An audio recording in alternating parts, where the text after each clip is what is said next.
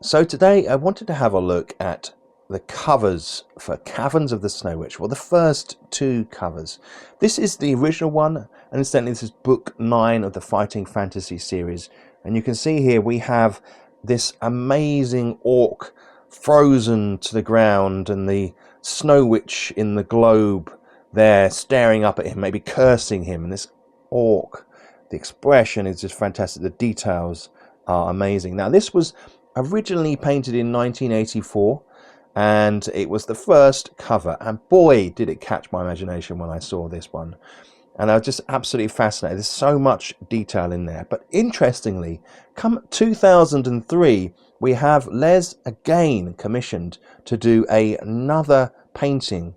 Now this was to kind of revamp the book, give it a new edge. This was, as I say, 2003, and we have maybe Wizard Books looking to create a different image for this particular thing. Now this is a kind of almost like a sultry queen, whereas before we had this terrorized orc.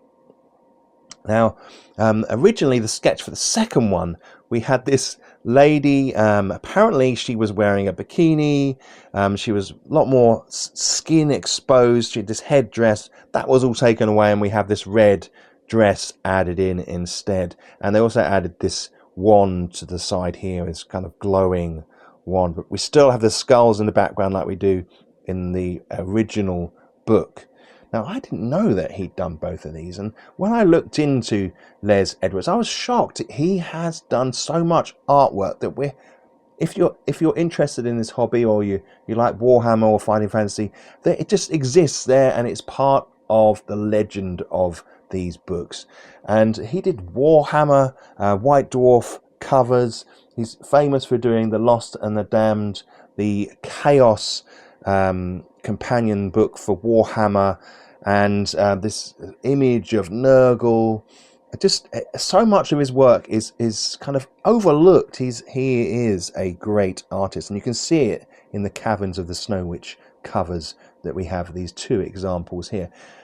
Now, he used to do preliminary sketches. He was a trained professional illustrator and artist, and then he might lay down some watercolors or some acrylics, and then he would gradually build up the oils until you have these intense type images that we now see here. They are just amazing, and the sorts of things that really take a child's imagination into amazing mystical places. Thanks, Les. He's retired now, but he's still